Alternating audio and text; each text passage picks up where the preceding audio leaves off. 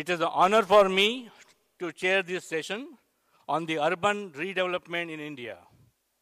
I'm architect Anil Kumar Hatka, the managing director of Arcades, an architecture firm established by me over 40 years ago.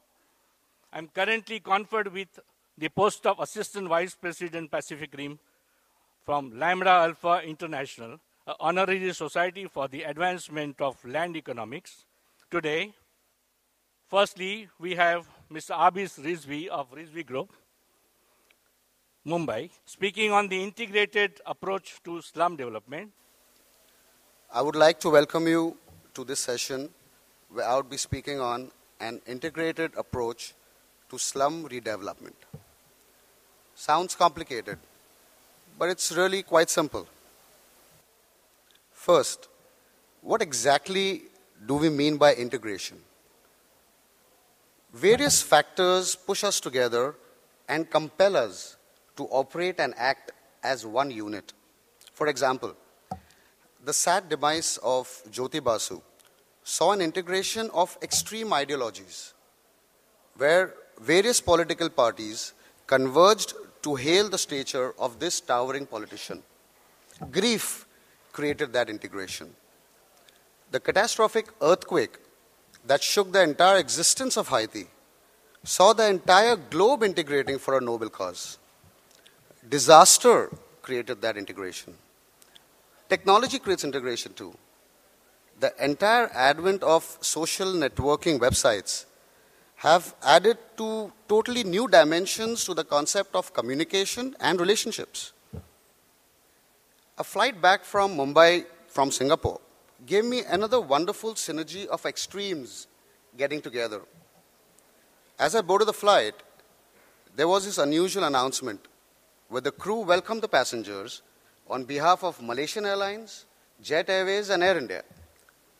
Can you imagine all competitors on the same plane? Necessity created that integration. The raging success of IPL has brought to light an unimaginable thought of having a Sachin Tendulkar, Palak, Jayasurya, all playing in the same team for Mumbai. Sports created that integration. Ladies and gentlemen, I can go on and on with numerous other reasons that create integration of extremes. And in all such cases, the common factor has been a win-win situation for all stakeholders. Here we are today talking, discussing, deliberating, and making attempts to integrate two extreme fabrics of the society. At one end is a slum, and at the other, a sustainable urban habitat. It is my privilege and honor to speak before this highly learned gathering on an issue that's not only close to my heart, but on an area where I have got extensive hands-on ground experience. I shall be speaking and dividing my subject into four parts. One is the character of slums. Second is I'll very briefly touch on the redevelopment schemes that have happened in the past and current. Then the issues that concern integration of the slums and a criticality known as sustainability. So we begin with the character of slums. A small overview on what exactly do we mean by slums. Slums are basically an urban habitat of erratically constructed chawls, rooms, houses, without having any basic planning of civic services. Most slums lack clean water, sanitation, electricity, basic services.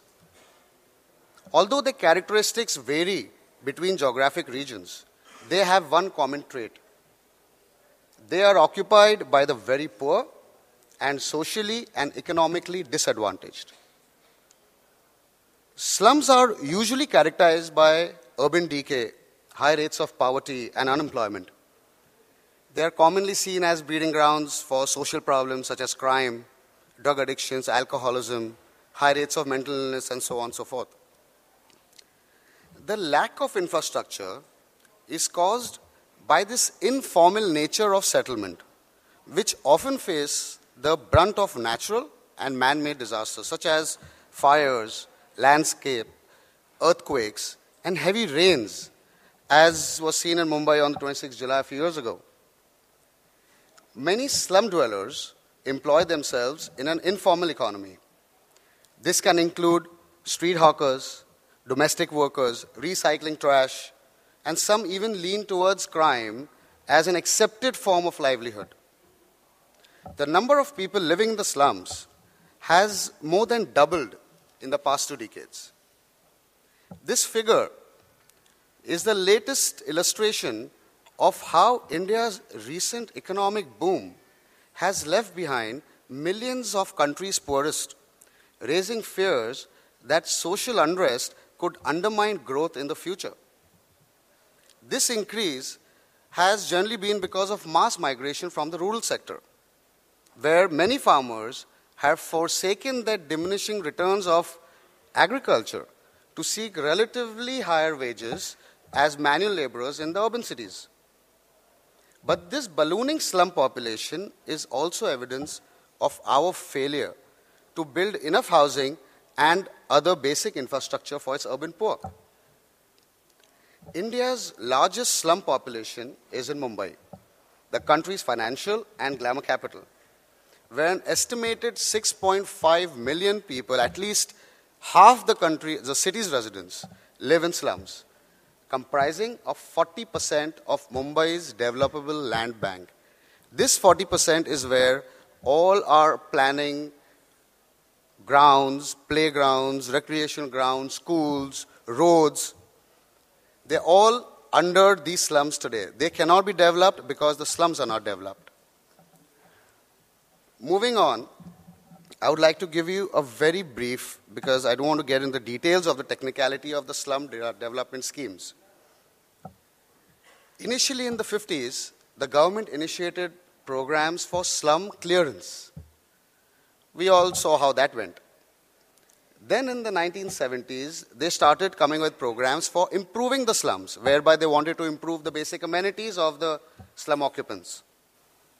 Mumbai's slum redevelopment and rehab strategy of demolishing slums and building cross-subsidized housing for them on the original site has been implemented to 3 successive schemes from 1985.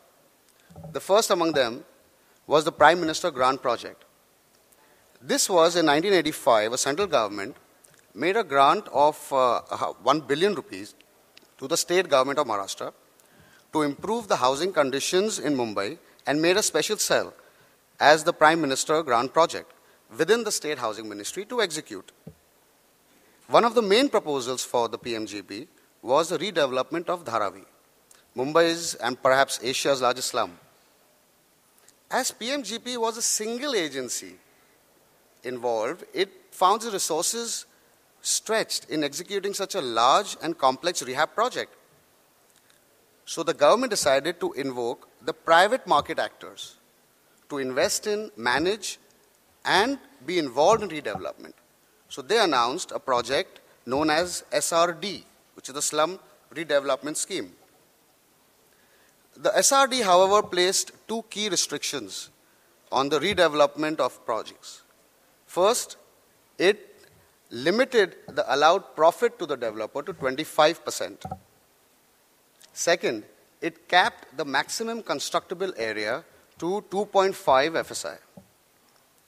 Private developers were skeptical about the scheme, as the profit cap of 25% was impractical, as the financial model set up by the SRD to calculate the developer's profit did not take into consideration interest cost, cost of finance, thus making the approval procedures very slow and lengthy.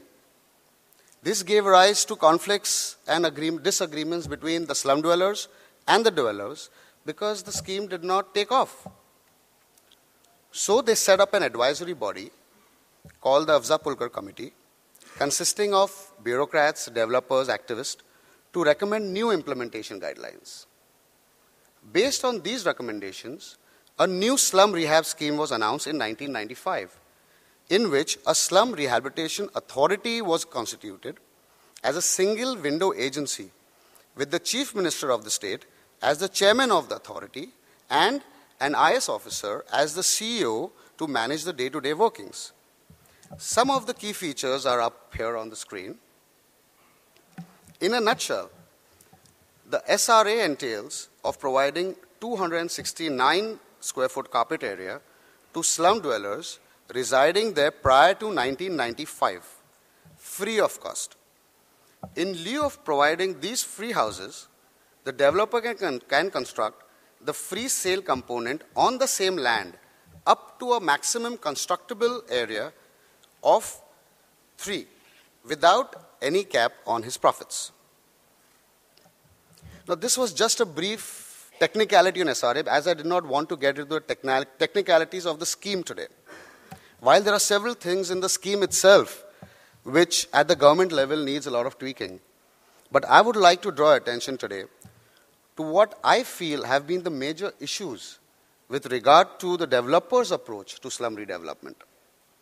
If these drawbacks are taken care, I'm sure that the integration of the slum redevelopment with the mainstream will be seamless. First, I sincerely believe that the entire process of slum redevelopment has merely been the process of converting horizontal slums into vertical slums. As long as they remain slums, irrespective of the floor space area they occupy, integration shall always be a distant dream. Why I call them vertical slums is because other than the physical dimension of location, or probably having a toilet in the room, nothing else has drastically changed for them. Their standard of living is the same, and in most cases, it has become even more miserable. Give it a serious thought. Where has the redevelopment or rehab of the slum inhabitant actually taken place? It is merely a shift from one shanty location to another miserably congested four-stacked walls.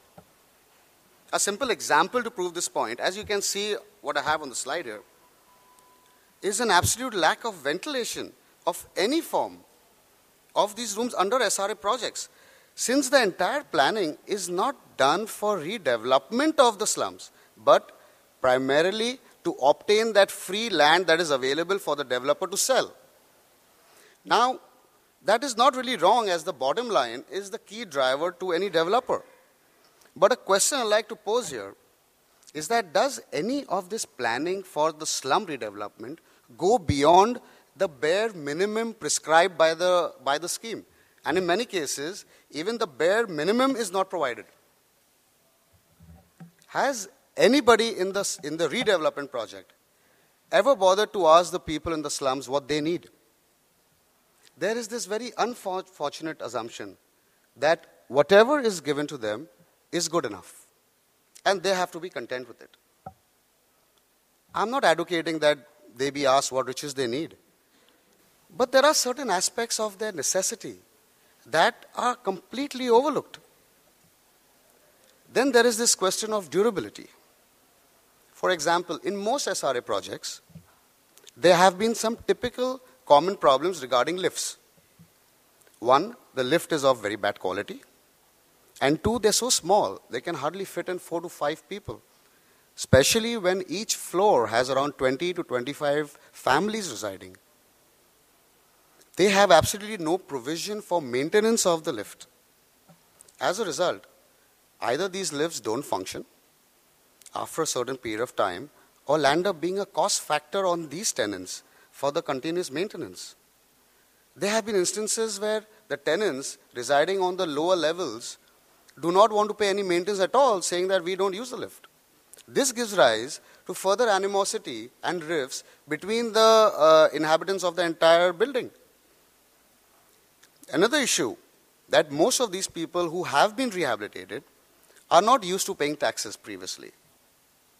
The process of slum redevelopment now ensures that the taxes like water, maintenance, electricity, most of the SRA projects have not thought of any plan of action where a rehab tenant could make provisions for paying these taxes within their existing source of income. Lastly, there is a socio-economic issue.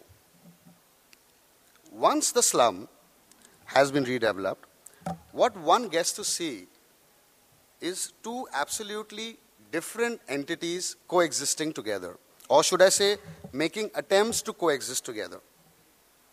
This is a very tricky situation, as one section does not want the other as a neighbor, and the other is in a constant state of envy. There has been a general tendency among the affluent section of the society to avoid projects that have got redeveloped slums in the neighborhood. Thus, there always remains the feeling of an unwanted neighbor. From the point of view of the slum dweller, they have neighbors who have all the riches in the world, and this at some point of time becomes a source of jealousy for them. The earlier horizontal character of the slum did not have such close proximity to the affluent section of the society, and therefore did not generate that kind of negativity. I would like to move on to this one criticality that I call sustainability. We know the issues now, a few of them.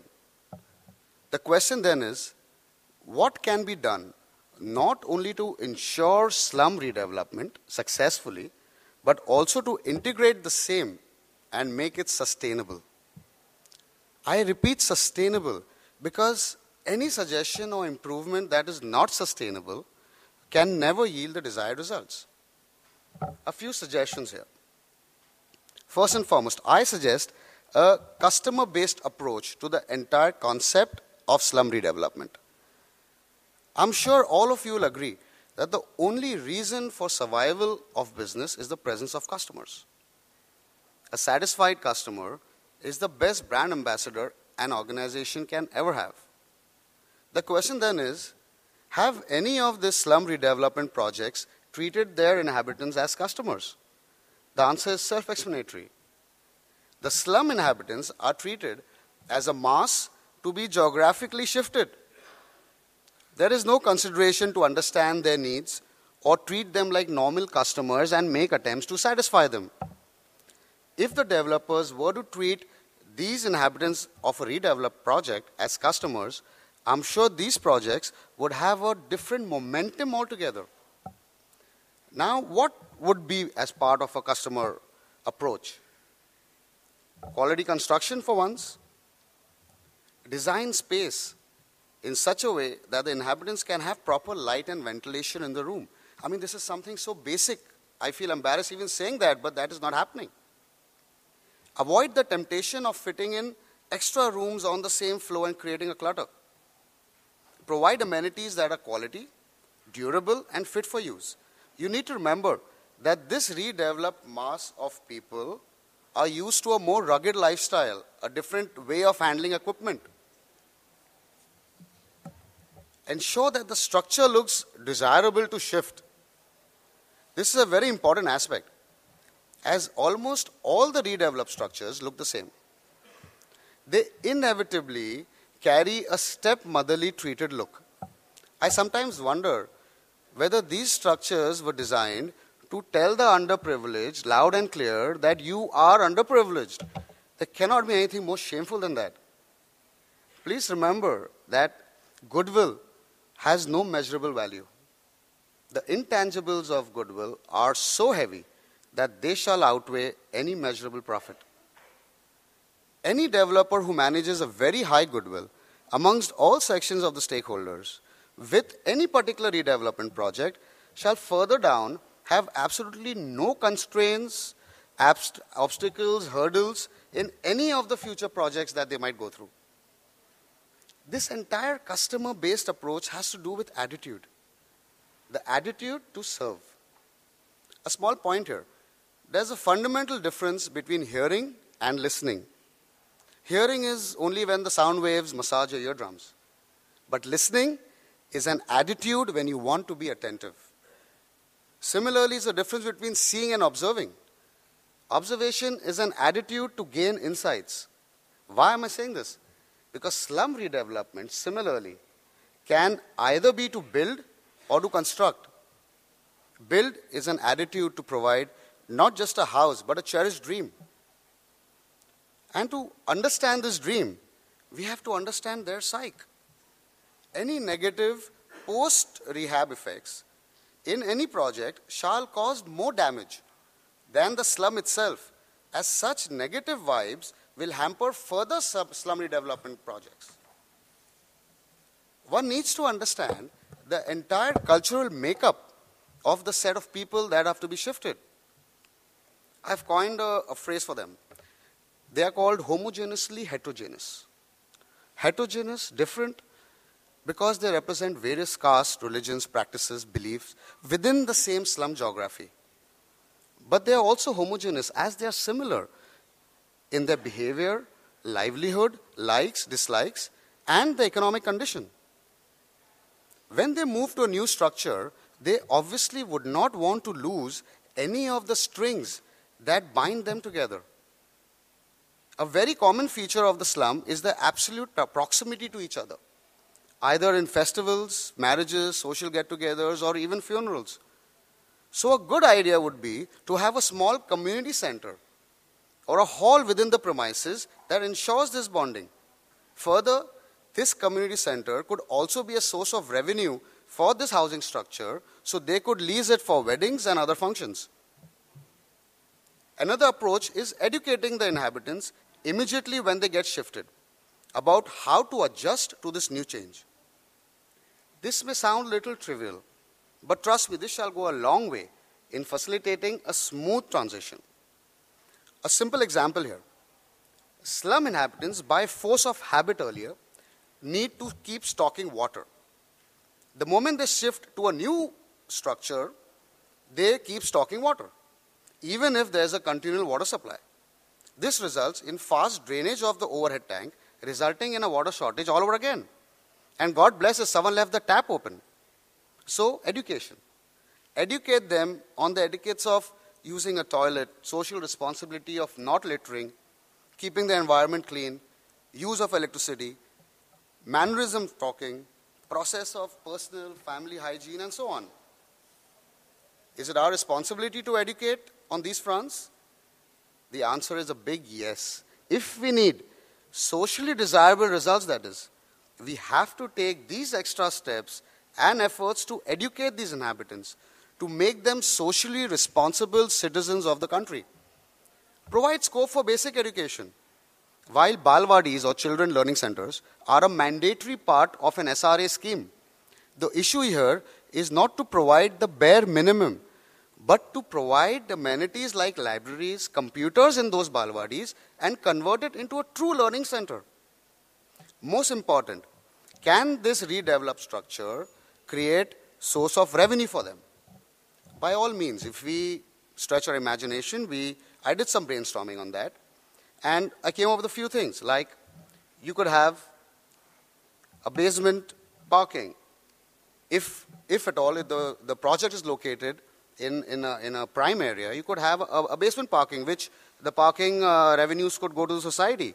I explained about a community hall, provide provisions for commercial hoardings, and various other things of revenue that they can generate, so they can take care of the maintenance. So it's not a burden on them. In fact, some of this becomes a source of livelihood for them too. Lastly, since I hardly have a minute left now, however affluent you are, you would never mind an underprivileged neighbor as long as he is socially responsible, self-sustained, high on etiquette, and non-intrusive. If our redeveloped structures could create a socially responsible set of citizens, then I'm sure integration would never be a problem. We have in the past built structures with material. Let us now come together and construct this nation with a heart. Can't resist quoting these lines. पत्थरों में भी दिल होता है जहाँ होती है, यकीन आए तो दरो दीवार सजा के देखो, फासला नजरों का धोखा भी हो सकता है, वो हाथ बढ़ाए न बढ़ाए, तुम हाथ मिलाकर देखो. Thank you very much.